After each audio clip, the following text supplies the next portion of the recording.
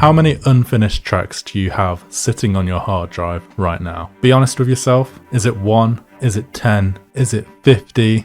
Is it 100? Is it even 1,000? I used to have hundreds of unfinished track ideas, and I've managed to get that number down considerably, where I'm almost finishing every single track that I start. I still have the odd track that I can't finish, and that goes into the archives forevermore, so don't worry, I'm not perfect. But I have figured out the way to decrease that number considerably. I really thought it was normal to have this many unfinished projects, until I figured out this method that changes everything. In this video I'm going to give you my secrets to finishing my music, not getting stuck, and actually releasing more music.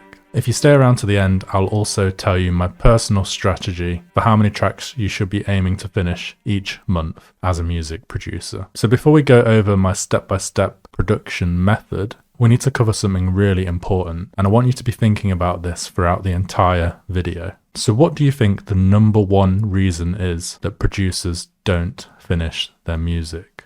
It's perfectionism. Imagine you're producing, it's going really well, you've almost finished a track, but then you get stuck tweaking tiny details that no one's even going to notice, instead of actually just focusing and finishing the track.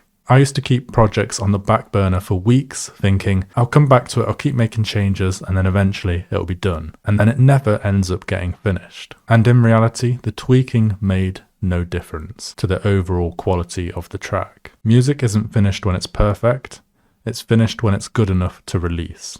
These little tweaks you make aren't going to change the overall feel and vibe of the track. That's already set in stone from the production itself. That's why I stick to the 80-20 rule. Once you're happy with 80% of your project, then it's good enough to release. And the 20% does not matter as much as you think it does. Now obviously by 20% we don't mean like missing parts of the entire track. We mean like the little things like tweaking little elements, replacing kick drum, replacing a snare drum, something like that. And it's actually commonly observed that this 20% of work can actually take longer than the initial 80% of the work that you did, leading to diminishing returns in your effort. So for an easier example to follow, let's say you spend an hour producing a track and finishing the track, and you're around about 80% happy with the track. It's playable, and to you it sounds pretty good. But then you go back to it and listen to it again and again,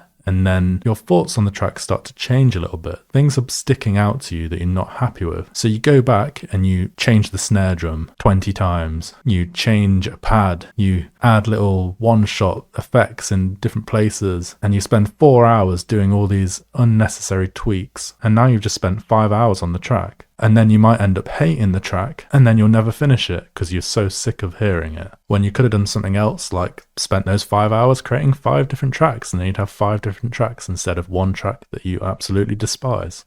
So keep this 80-20 rule in mind and set yourself some deadlines for when the track needs to be finished. And then you can nice and swiftly finish that track and move on to the next one. So now let's go through the process you're going to take when you're creating each track. So phase 1 is your idea generation, and this is typically 1 to 2 sessions where you'll use a project template. I've got a free one if you want to download that, first link down below. That's for FL Studio and Ableton. You'll have your reference track at the top of the project template to help you with arrangement and learning, and then you'll get some general ideas down, such as some drums, some basses, some instruments for the intro, some vocals, and some effects. You can mess with new sample packs. I've got a bunch that you can get your hands on. There's a link to them down below as well. You can mess with samples on online storages like Splice. And then the main thing you want to focus on is finding that core driving sample, either your bass is on the drop or your instruments in the intro or your vocal that really drive the track and make it sound unique. So whilst you're doing this, one really important thing to do is make sure you only produce to the end of the first drop. So you produce the intro, a breakdown if there's a breakdown, the build up, then the first drop, and then you stop. And typically this should take you a few hours, maybe 2 times a few hours, so 2 sessions.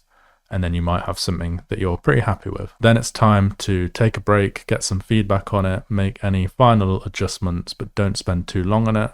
And then phase 2 is all about finishing that track as fast as possible. So you want to get a second breakdown down, a second build up, a second drop, maybe an outro, and just get that down as fast as possible. It should only take you an hour. Make some slight variations in the second drop, and then the draft of the track is done. You've got it completely done. Then you've got phase 3, which is just to go over the track a few more times, make any mix down changes, polish it up, master the track if it needs mastering. I've got a mix down and mastering tutorial. I'll leave a link down below in the description for that if you need help with that. And then boom, export the track, save it in your storage of finished music, and you're good to go. And do the exact same again and pump out lots and lots of tracks. The maximum amount of time you should be spending on a track is around about 10 hours.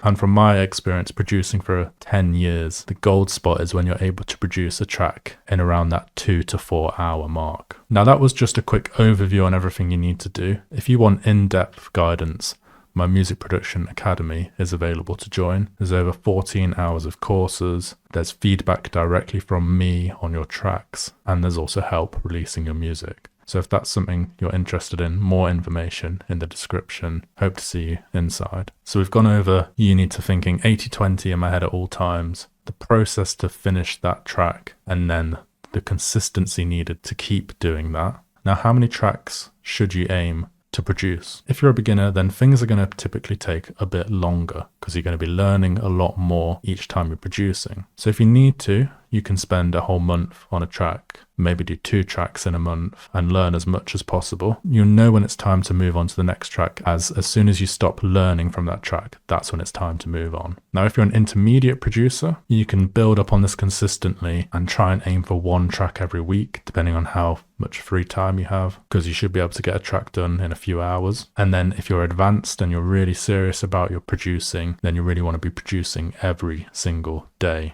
And if you really want to take it to the next level, you could produce a track every day, but you need some serious planning for that. And you also need to take into account writer's block, so you could get drained and then you won't be able to produce anything for certain periods of time. So you need to get the balance right as well between producing and living your life. It's not always about quantity in that regard. It's about knowing when to produce and following this step-by-step guide to finishing track after track and just figuring out how best it works for you, because everyone is different. Now, if you've got any questions on this, please leave them down below. I do try to answer every single comment. I know this is a lot to take in. And if you've learned something in this video, then please consider hitting subscribe if you're not already. There's a new video every week on this channel. Join my Music Production Academy to take your music to the next level. Check out my sample packs as well. Thank you for watching, and I'll see you in the next one.